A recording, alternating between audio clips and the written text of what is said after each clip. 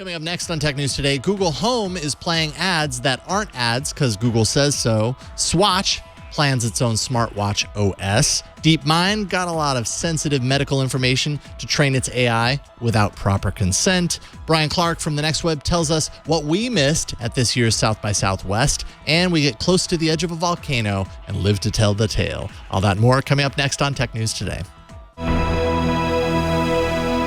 This is Twit. Bandwidth for Tech News Today is provided by CacheFly at CACHEFLY.com.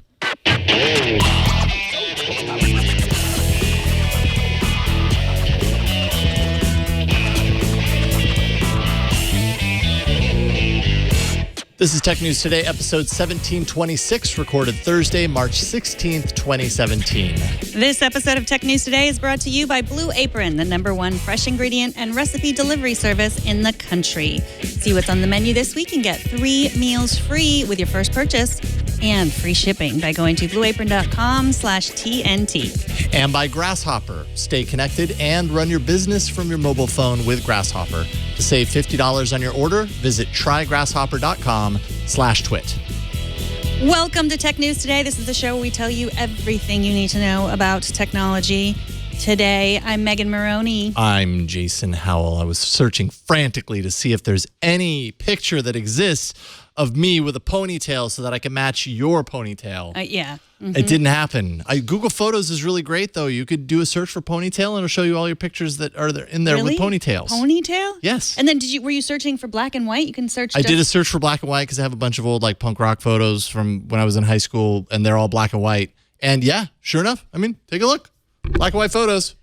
Punk rock photos. So you wrote the term. See? There we are. Rocking. Black and white in your Google Photos. That was my search. And I mean, it returned some that weren't, but man, that's awesome. Yeah, Google is so awesome. Google can do nothing wrong. Nothing wrong. Ever. Nothing at all. Nope. Hey, top story. It was the Google Home daily briefing heard around the world. A tweet began circulating early this morning with a video of Google Home playing an advertisement after the user's daily briefing.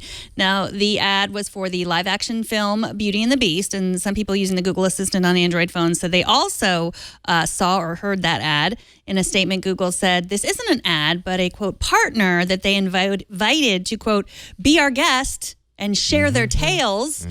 They really said be our guest, which is one of the songs from Beauty and the Beast. It made me think that maybe even Google statements now are free for advertisers to, not free, but open to being sponsored by advertisers. Business Insider says Google has since removed the mention of Beauty and the Beast from Google Home. But you heard it this morning. I did. I heard it like very early this morning with my daily briefing before I knew it was even news, and I didn't think twice about it. I was like, oh, okay. And I moved on with my life. I don't know. It really didn't bother me. And I think part of that is because like you do your daily briefing, you're like, hey, gee, what's my day like today? And it kind of goes through, the weather and what you've got on your calendar, whatever. And then it transitions into podcasts, in my case, news and technology news podcasts. And it was right in between there where it says, oh, and by the way, the live action Beauty of the Beast releases today. Did you know that Belle is the inventor in this one? If you want to find out more about Belle, just ask. And now here's your podcast. It was pretty quick. Yeah, sure. It's an ad, even though Google says it's not an ad. It's totally like there's something going on there. But I don't know if they got paid for it. They say they're playing around with a format. I've heard other things in that spot before, like on Valentine's Day. It was like this little musical serenade, and it was like, did you know that today is Valentine's Day? And, some random statistic about Valentine's Day, and then it jumps into playing your podcast. So I've just kind of gotten used to there being something there every once in a while, and this was the something today. Yeah, I mean, it gets to that place where obviously the show is sponsored. We have ads, but I think we do a pretty good job of saying, here's a time we're going to talk about our sponsor, whereas they didn't say that. And a partnership to me sounds like someone's getting paid somewhere, but I want to know. It was the same thing happened with blogs. It was this Wild West with blogs, and then companies started, sending bloggers products, and the bloggers would say, oh, this is such an amazing product. I love it so much. And, it took a while for that to come around to, the FTC finally saying, you have to disclose if, that's an advertiser, if you've been paid for that mention. But But so, I think that with Home Assistants, they're gonna have to catch up at some point. I'm glad that Google let it go and decided maybe people don't really. Maybe next time they should put that in there. But what I want to know is the guy who tweeted this said, because you could hear in the background from his video, you can hear a child, yay! And so it's working. Right, exactly. And he said that he had a daughter and a son. And you have a daughter, and you're the only two people that I know that actually got this. I tweeted it out. Someone else said, oh, yeah, I got that ad too. And I also have a daughter. So I wonder if it's that targeted, if it's like one of the carts. It's like, oh, Google knows so much about you. They know you're going to want to see that movie. I don't know. I think that would maybe be even bigger news is if they were taking those kind of signals and working it in.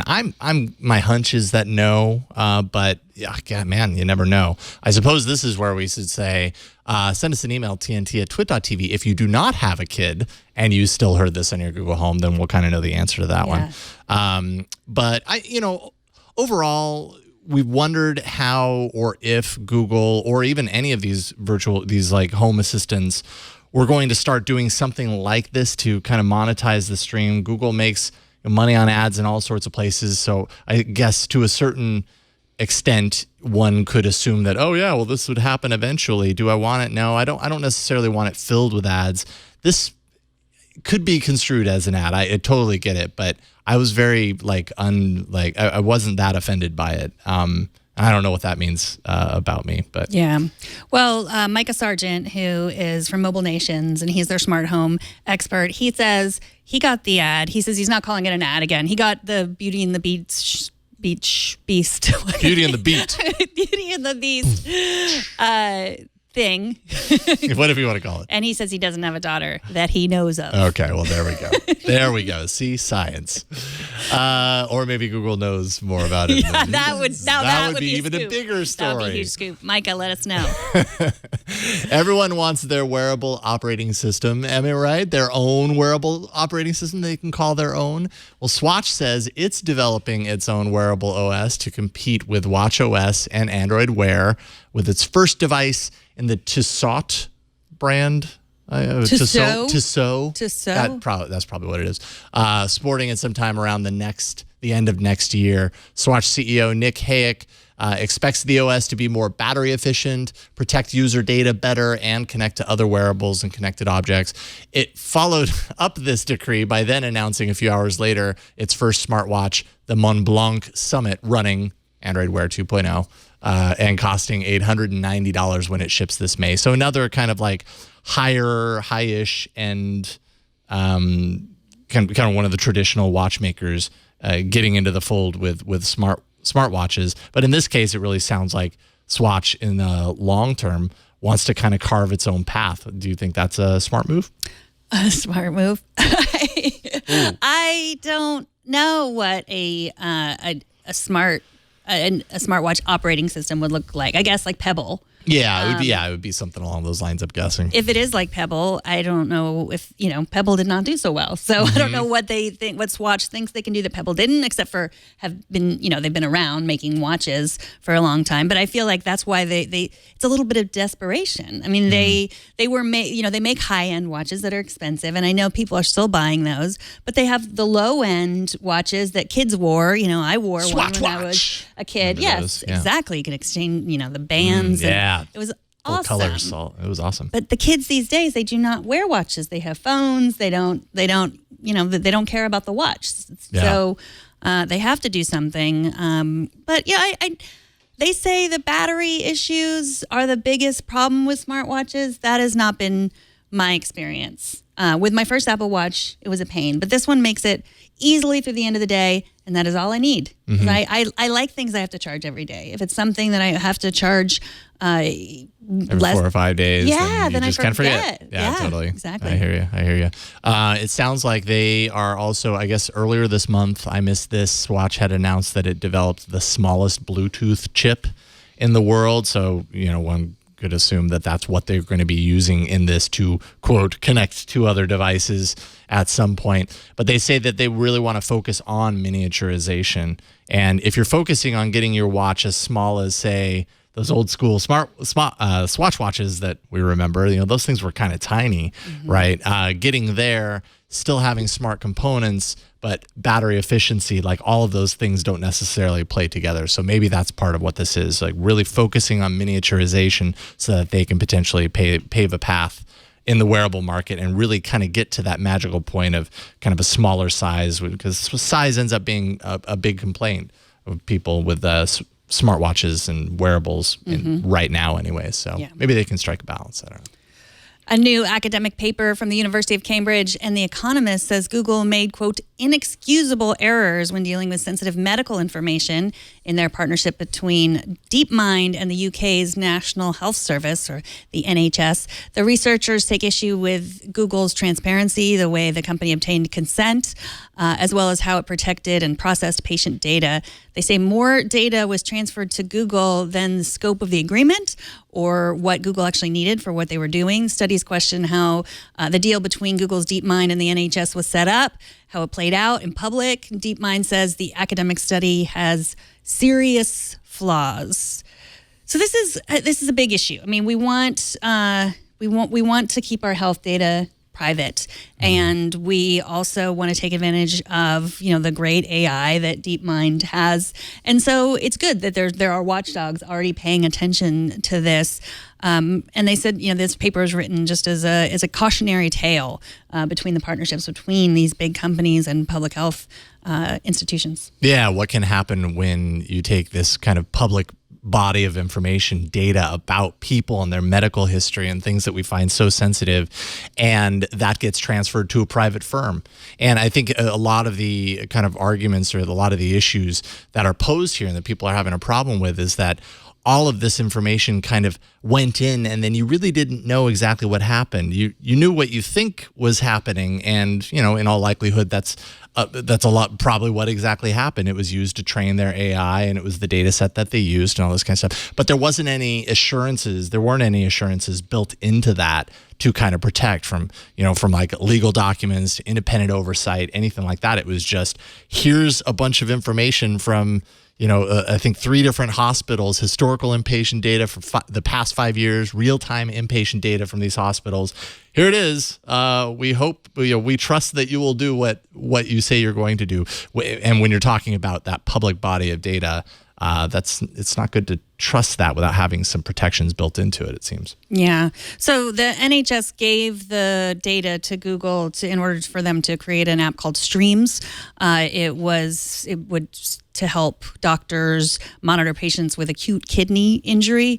It's I feel like Apple is doing maybe a better job, but they've, with the health kit, they've sort of started getting into this realm, and it's really people agreeing to it. It's, your own, like things that are on your Apple Watch or your iPhone. And I know I'm always in danger of being called an Apple fangirl, but I do think that they do have privacy in mind more than Google. They're not a giant advertising company like Google is. I do think that every entry, as slow as it may be, that Apple's gone into, health monitoring and using that data has been very careful to be transparent and to be communicating what they're using the data for and having people give consent. Yeah, that transparency is a big part of it. That's going to allow the greater public to trust what you are doing, and when it's done behind closed doors and you don't have any of that transparency, it's really difficult to trust. A report in the Financial Times shows that Spotify might be making some significant changes to how it handles its free and its paid service tiers. According to the report, Spotify would agree with music companies to hold back big-name album releases from the free tier and make them exclusive to the paid tier for a short duration of time. That wasn't specified how long, but as a concession for doing so, the music companies would agree to receiving less in royalties from Spotify for their songs. The deal has apparently been in the works for months. Could become official sometime in the next few weeks at the earliest. There was a big deal around this with the whole Taylor Swift thing happened back in 2014, and that was all about Taylor Swift's complaint about Spotify, and I think other artists have kind of followed suit in that regard, is that when their music ends up in a free service tier like Spotify has, it devalues the music, or rather in the public's mind, it makes the public feel like the music is not worth the amount that the artists feel like it is worth. And so this is, I think, a total response to that. And there would be concessions on both sides. Yeah, and it's good for Spotify too. I mean, because they'll get not have to pay as big royalties on their side. So and they get more music and and they're preparing for an IPO. That's what we hear. So this makes them look better. I mean, Apple Music doesn't have a free tier at all. They're doing well. I wonder, do you think that there are some people that are just like, I am not going to pay for music, period. So take away my music on my free Spotify tier and I'm just going to download it illegally somewhere. Do you think that's just going to happen? Yes. I do. I think there's plenty of people that do that. But at the same time, I think that the where it's at right now versus even 3-4 years ago, the cost to buy in now is it's pretty standard at $10 to get in on these streaming services, and I'm pretty sure a lot of the people that were used to downloading because they didn't want to pay on a per song basis or whatever their reasons for doing that. I mean, the libraries are huge. There's other incentives built into these services. So I think that's transformed that a lot of people away from kind of illegal sharing and stuff into a paid model of some sort. There's always going to be some people, though, that just are unwilling to pay a penny, and they will resort to piracy. And I think that's just kind of always going to be there. But they've made great gains. These services have done a really good job converting people, I feel like, anyways. Well, goodbye forever, Siri. VentureBeat says that very soon you can get Amazon's intelligent assistant, who shall not be named, on your iPhone or your iPad. You can use the assistant to shop, play music, or control your Kindle books or your Amazon Music with your voice, and Amazon's shopping app on iOS. You can also play your flash briefing from wherever you are. Do you listen to our flash briefing? You should listen to our flash briefing. Now you can listen to it wherever. In the car? I know, in the wow. car. It's amazing. It's amazing. So I tried, I don't know if I have this yet. Like I have the Apple, I updated my Amazon shopping app, and I'm not sure if it's just the microphone or what it is, because I logged in and I say play my flash briefing, and it doesn't play my flash briefing. So I don't know what I'm doing wrong. Let me try it again. Play my flash briefing. It didn't. It just found flash briefings. Flash briefing okay. It found like the CNN flash briefing or our flash briefing. But it's not like kicking into No. So okay. I might be doing it wrong, or I might not have it updated yet. Well, I think I saw that like it's starting to roll out today. So who knows? Maybe it could also be an update in the software. It doesn't necessarily mean functionality hits your phone yet. It could be a server-side switch or something along those lines. But yeah. Well, we don't want to say the word out loud, Burke. Burke was saying, say the word and then play my blah, blah, blah. But we do that, and then everybody's Echo/device is going to do that. Oh, I should have tried that in the privacy of my own home. I mean, room or whatever. Yeah, maybe you do have to say the word. I mean, you could, and we could just mute it out. Yeah. Everybody mute. Everybody mute. All right, here we go. Brace yourselves. Alexa. No, because you don't have access to that. Like they don't give you access. Like always on listening. You can't. For like a trigger only word. Siri, and I'll say her name a bunch of times because she never answers. So yeah, take that, Siri. Yeah, Siri feels so bad right now. But, yeah, I mean it's too bad you can't reassign which voice assistant. Yeah, Apple to doesn't use. let you do that. That's one of those things that Apple does not let. I'm trying to think if you could actually reassign the voice. The voice call with like in a screen off state or whatever on Android, I'm not sure, but you can reassign how you summon things like Assistant. So, for example, on the home screen, if I tap and hold the home button, that will bring up Assistant, and you can reprogram those so that it brings up a different home assistant. So there's a little bit of capability around that. Apparently, this won't have support for unlocking smart door locks, but otherwise, pretty much unencumbered and fully featured. Yeah, your lights and everything. Yeah. And awesome. That's really let me cool. try this. Scooter X says I should say, "What's the weather?" Well, it did No, it gave me like weather things I could buy on Amazon, like the AccuRite weather station. That's exactly what you were looking for. We'll Thank see. you. After the break, the barbecue has been eaten, the beer has all been drunk. And we'll find out what one South by Southwest Interactive attendee has to show for himself. But first, let's take a minute to thank Blue Apron, the sponsor of this episode. Blue Apron is the #1 fresh ingredient and recipe delivery service in the country. Now, Blue Apron has a mission, and their mission is to make incredible home cooking accessible to you, to me, to everyone. Blue Apron delivers seasonal recipes with fresh, high-quality ingredients to make delicious home-cooked meals for less than $10 per person. Every meal comes with a step-by-step, easy-to-follow recipe card and pre-portioned ingredients that can be prepared in 40 minutes or less. So whatever you need to make this delicious meal, they will send in a box for you to unwrap like a present. Not all ingredients are created equal, so it's important to know where your food comes from. And Blue Apron sets the highest quality standards for their community of over 150 local farms, fisheries, ranchers across the United States. Seafood is sourced sustainably. The beef, the chicken, and the pork, they all come from responsibly raised animals. And the produce is sourced from farms that practice regenerative farming. By shipping the exact amount of each ingredient required for a recipe, you're also doing a good thing about food waste. They are reducing it, and so are you. Their freshness guarantee promises that every ingredient in your delivery arrives ready to cook, or they will make it right. Blue Apron delivers to 99% of the continental U.S. There's no weekly commitment, so you only get deliveries when you want them. Customize your recipes every week based on your dietary preferences and choose from a variety of new recipes each week, or let Blue Apron's culinary team surprise you. Recipes aren't repeated within a year, so you'll never get bored. You can get salmon piccata with orzo and broccoli, pork chops and miso butter with bok choy and marinated apple, vegetable chili, and baked sweet potatoes with crispy tortilla strips. Spicy shrimp coconut curry with cabbage and rice. Check out this week's menu and get 3 meals free with your first purchase and free shipping by going to blueapron.com/TNT. You'll love how good it feels and tastes to create incredible home-cooked meals with Blue Apron. Don't wait. Go to blueapron.com/TNT. Blue Apron, a better way to cook. The annual South by Southwest conference, whatever you want to call it, festival, I don't know. It's still underway in Austin, Texas, but the interactive portion wrapped up this week. Brian Clark from The Next Web was there to cover the event, and he lived to tell the tale. How's it going, Brian? I'm good. Very tired, just like you guys said. We had to stir you out of bed for this interview. I apologize. Normally you would sleep till tomorrow, right? Yeah, I'd planned on it. Okay, well, it means a lot to us that you didn't.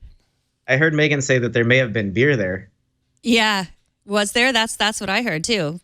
I didn't see anything like that. Yeah, they don't have beer in Austin, Texas. I heard there was actually more beer than interesting ideas there. Is that true? Well, if there was any beer, then that would be true, yeah. What's the biggest difference this year from years past, aside from the fact that there was no beer? Well, this is the first year I went, so that's the main difference. That's going to be a hard one to answer. Yeah. Actually, I've covered it plenty, though. So I think the biggest one was we were kind of short of any real tech breakouts. Yeah. This wasn't the year of Meerkat or Twitter or anything like that. And then in reality, it kind of seemed like the South by Southwest light. It was very non-controversial. There was nothing really that, other than leading up to the event where they talked about deporting artists and stuff like that, but that had been a clause in the contract for 6 years. It just didn't really seem like there was a lot going on this year. Yeah, nothing, like you said, nothing on the scale of a Twitter or a Meerkat to announce. Did it feel, I don't know, did it lack any sort of energy as a result of that, or is just kind of a different style of conference, I guess? I think the energy was definitely there. The energy is different at South by Southwest as opposed to a CES where we're all just kind of trying to get from point A to point B without getting run over by other people. Yeah. So it was definitely a higher energy type event, but I just don't think there was all that much there to be excited about this year. Right. Well, you found plenty of things to at least get excited about enough to write articles for. So we've got a few of these to kind of touch base on. First of all, I remember kind of when South by Southwest started, I saw this, kind of this influx of articles about kind of the lack of ride-sharing options in Austin, or rather that the big ones, Uber and Lyft, are not there for various reasons. Yet you wrote an article saying that you saw the future of ride sharing. Tell us a little bit about that. So I think Ride Austin was amazing, and I think it kind of sets the bar for what apps like Uber should have been. Although I guess it wouldn't really be Uber because Ride Austin was a nonprofit. But the drivers were happier. They're all fully background checked, vetted. There weren't 9,000 of them to go around, so we occasionally got a higher surge than we might have gotten with Uber. But in general, I think just all the drivers are happier. I mean, they have benefits. They're treated like an employee, even though they still are a contractor. They can get insurance. They keep the entire fare for themselves. They're not sharing that with anyone.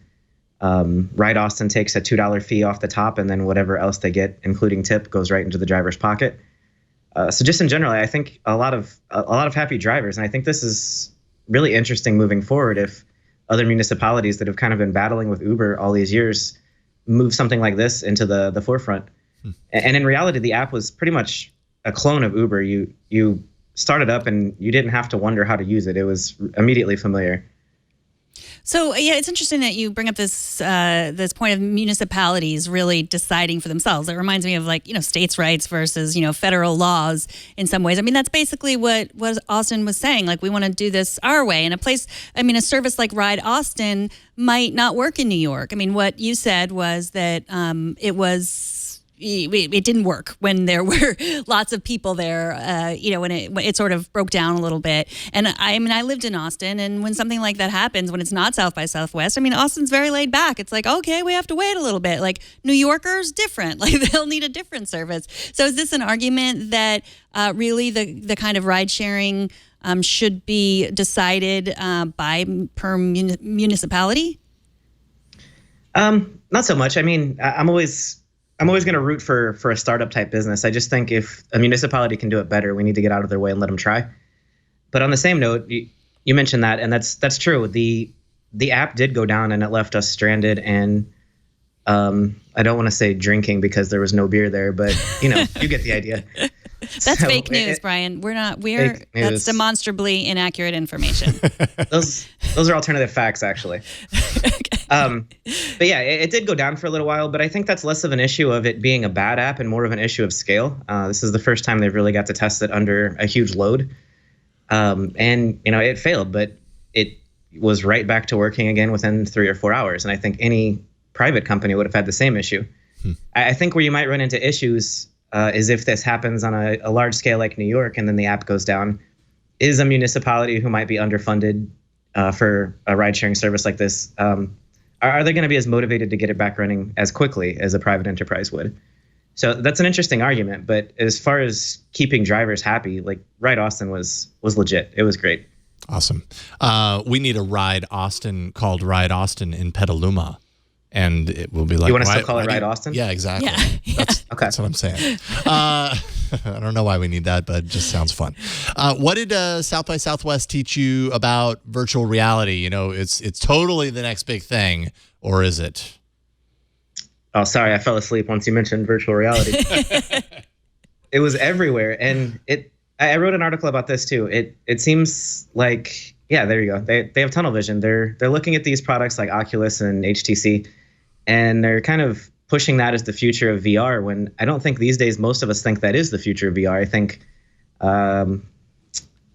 products like Daydream that integrate with your cell phone, something you always have with you that has very little barrier to entry for consumers. I think those are the future, and they were really kind of overlooked at South by Southwest, which wasn't so much the case at CES, where there was a lot of that stuff. And it sounds like there was a lot of VR to go around. There was so much VR. So you see all these offerings of VR, experiences, even though they're cool, still kind of hard to get super excited about the trend in general. Is that kind of what you're saying? That developers are super charged up about it, but the kind of consumer demand, the consumer passion for it just isn't quite there yet. I don't know. I don't even know if developers are getting so charged up about it anymore. I've talked with a lot of studios, and they're talking about kind of cutting their losses with VR and moving on to more traditional games, because there's really not the demand they thought there would be, and they're taking really, really large losses. So yeah, I think VR still might be the future, but right now it's a gimmick. I mean, until we have some processing power behind it, and maybe we can get something resembling 4K in each eye, it's still very much, I don't know, just a cool thing the first few times you see it, and then you're kind of over it after that. Yeah. So you said that a lot of South by Southwest was just tone-deaf manufacturers kind of ignoring consumer demand. Did you see other examples of that besides just VR? Connected everything. I saw a smart iron, which I don't know why you would need one of those. I also saw connected sneakers. Again, same question. That caused me to write another article about how I completely dislike the future if everything is going to be connected.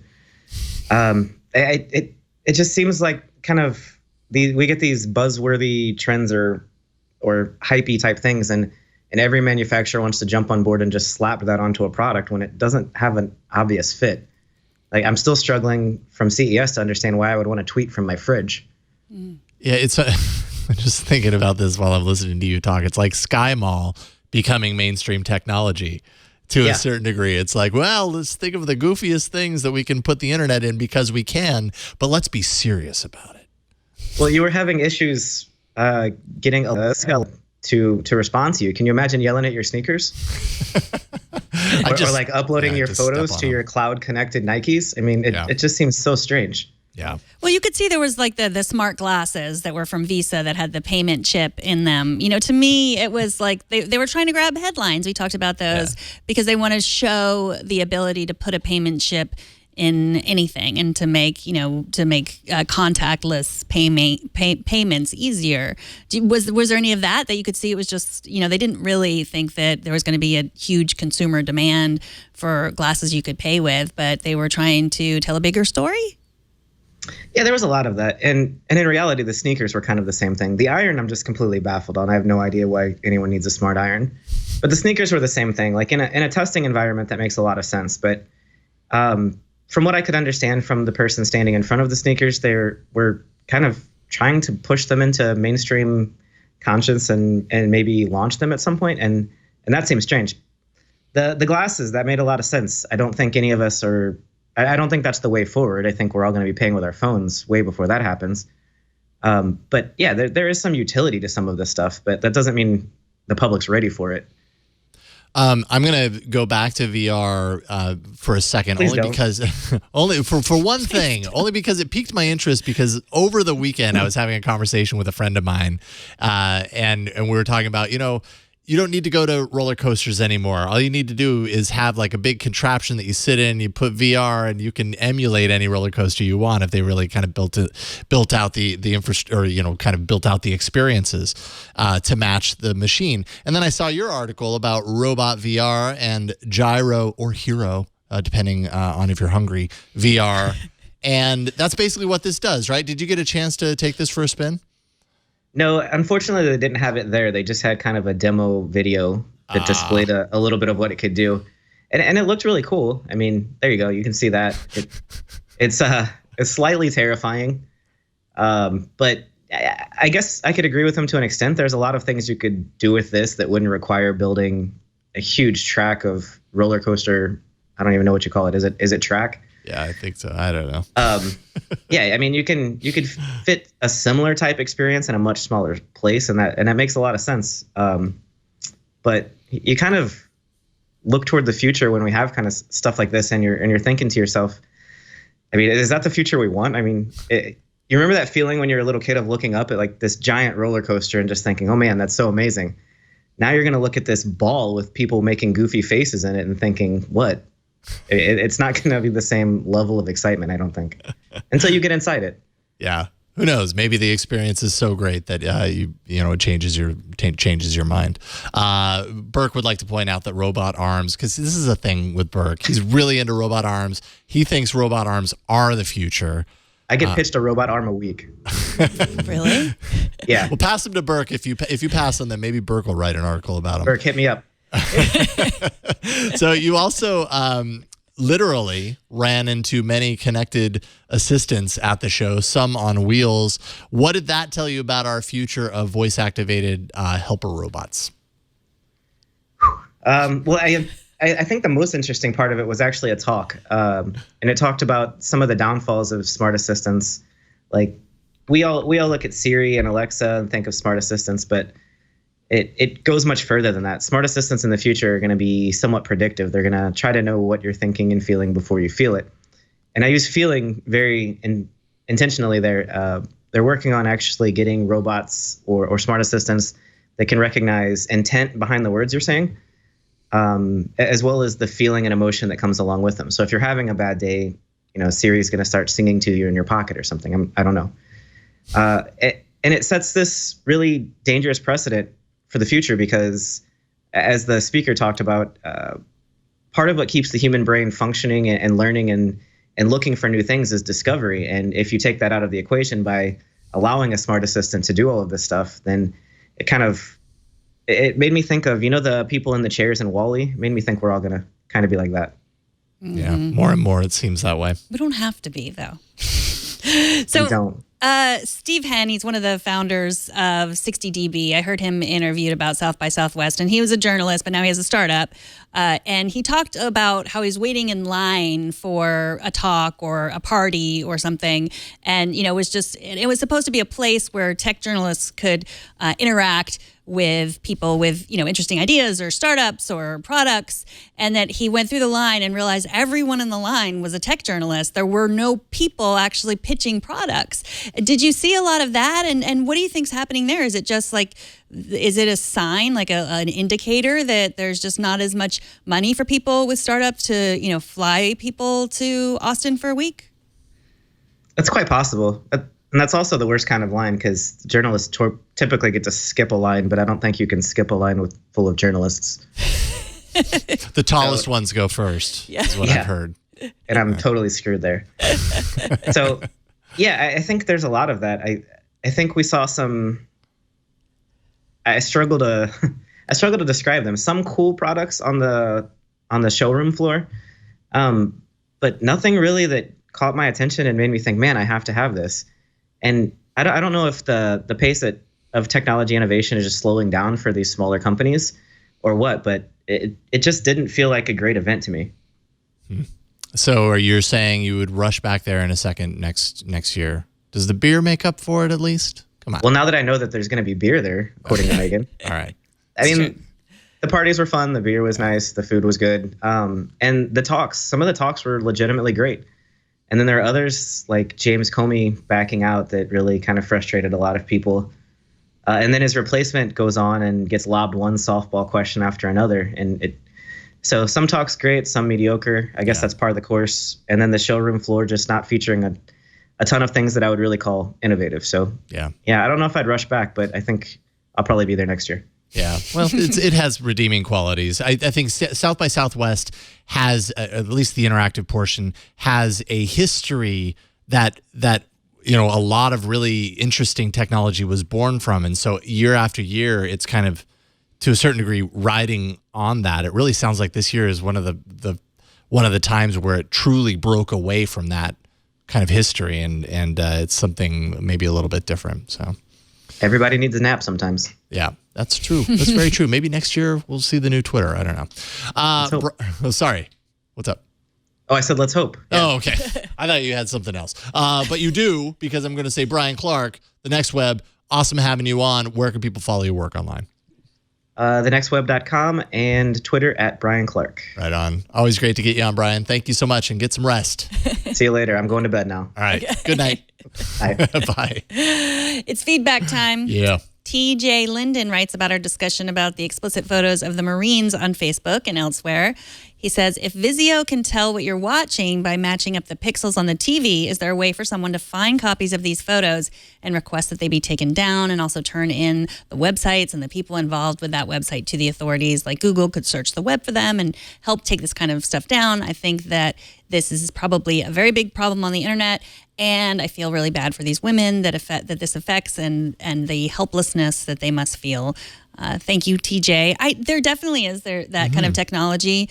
I know Microsoft is really big into using AI to find pictures of child pornography. Like they've gotten really good at that. They, on Facebook or elsewhere. So it's definitely possible. I don't know if they're using that technology with this. And I know it's such a widespread problem, and so many people, individuals have the problem where they don't have, like, Microsoft's not going to step in and find the picture that they, in a bad judgment sent to someone and then was forwarded everywhere. Yeah, right. So, but it definitely exists. And it's one of those things where it's creepy to imagine, like, your face print in Facebook. Anyone can find you, but there are good uses for this kind of technology as well. Yeah, absolutely. Up next, people risk their lives so you and I can get close to a volcano. But first, let's take a minute to thank Grasshopper. They're the sponsor of this episode. Grasshopper is a virtual phone system that's designed for entrepreneurs. Grasshopper works just like a traditional phone system, but it requires no hardware purchase. Thankfully, you don't have to worry about that because you already have one. You bought a smartphone, and that's what you use with Grasshopper. With their iOS and Android app, callers can reach you wherever you are on your mobile phone. Grasshopper allows you to keep your existing number so you can maintain your brand, and then, of course, you can use your normal phone number on your phone for your personal phone calls and all that kind of stuff. It basically makes your phone a dual-purpose device. When you make a call with Grasshopper, your client will see your Grasshopper caller ID instead of your personal phone number.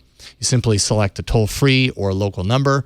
You can record a custom greeting, add multiple extensions for your business. Toll-free numbers, of course, awesome for marketing. That'll make your business sound even more professional. You can set up department and employee extensions for custom call forwarding to any phone in the world.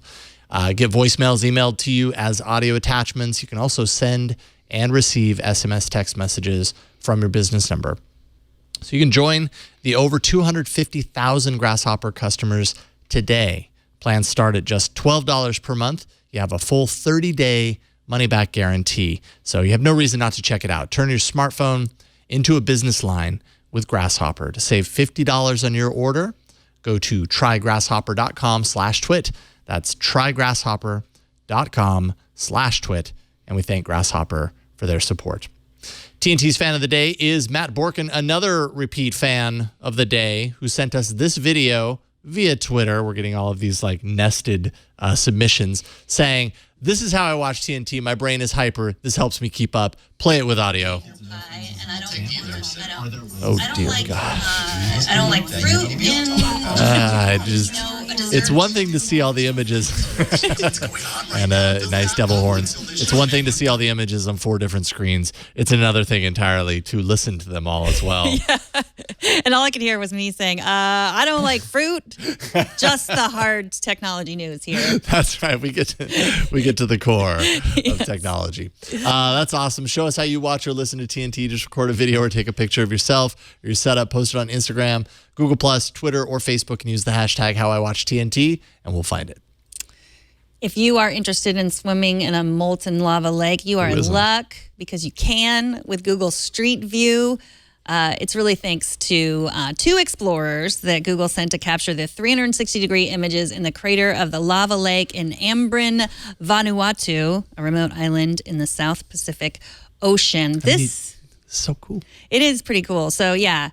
You can get real in close in there. And what I noticed was, though, even with this, like, you can't, it has that, see that little, like, it's like I was complaining about not being able to do the photosphere. Like, they didn't really do a good job either. Like, they're, like the stitching? Where's the stitching? Where right in the center where the person's standing.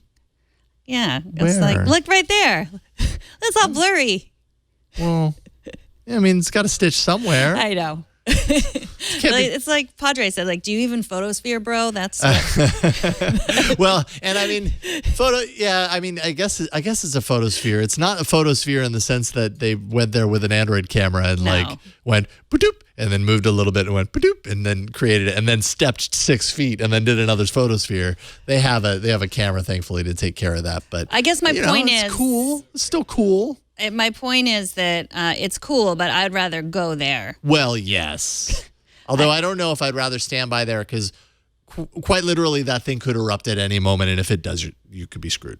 Yeah. So these people risk their lives for this photosphere, Megan, so that you can see the volcano and not risk your life. Right. But then I want to live in a world where you can't just see everything on Google Street View. Why? Because people should still explore their world. Seeing something on Street View would not keep me from going to visit. It would make you go. Maybe I didn't know this existed, and maybe it would make me go there. Yeah. I mean, well, they have Street Views for all sorts of different random, things like going through the Sahara Desert. I think I saw at one time swimming even, Burke? Underwater? I've seen that photos. too, yes. So it's cool. I guarantee you if I saw an amazing beach on Street View, I'd still want to go there. Okay. Maybe not a volcano because I don't want to die. But we could revisit the old Twit brick house. That's sad. This is a way to relive the glory days of the brick house. That's true because we can't go there. Nope, you can't go home again. Those rooms are empty now. That round table doesn't exist anymore. The TD desk doesn't turret anymore like a tank. Is it really Street View? So that's why the faces are blurred out? Yeah, it's Street View. I remember that day. They brought in their folks. There's orange hair where OMG Chat is working. There's Frederic. Yep, that's it. That's sad. The old place. There you go. Well, that's cool that it's still there though. You can relive. You can That's way go on a cooler virtual than a tour. volcano. Yeah, exactly. You can get close to that, or you could when it was still there. You can't anymore. You could go to that volcano any day, but you can't go back to the brick house. That's true. Brian, why'd you do that? Now I'm sad. Oh, Megan's sad. She's going to have to take tomorrow off. She's so sad. Megan's out tomorrow. Effective now because she's so sad. Yeah. Okay. Bye. Megan, no, we need you for a few more minutes. Okay. Megan's out tomorrow. Joining me in Megan's seat, Nathan Oliveras Giles will be filling your shoes, but I don't think he'll actually be wearing them. Okay. Yeah. So he can. He's welcome to. Okay, we'll see how he feels about that. TNT records live every Monday through Friday at 4 p.m. Pacific, 7 p.m. Eastern, 2300 UTC at twit.tv/live. Be part of the show by emailing us, tnt@twit.tv. Leave us a short voicemail, 260-TNT-SHOW, and find us on Twitter. We're at Tech News Today TV. Subscribe to the show at twit.tv/TNT or just open up your favorite podcast app and find us. We're on all of them. And if you want to see us in person, we'd love to have you in our live audience. Email tickets at twit.tv. And if you want to tweet at me about our group trip to a lava volcano, real, not in VR, I'm at Megan Maroney. And I'm at Jason Howell on Twitter. Thanks to Brian Burnett, our technical director today. Thanks to Burke for Burke Chat and helping out here in the studio. Thanks to Kevin for editing the show today. And thanks to you for talking tech with us today. I will see you tomorrow. Bye, everyone.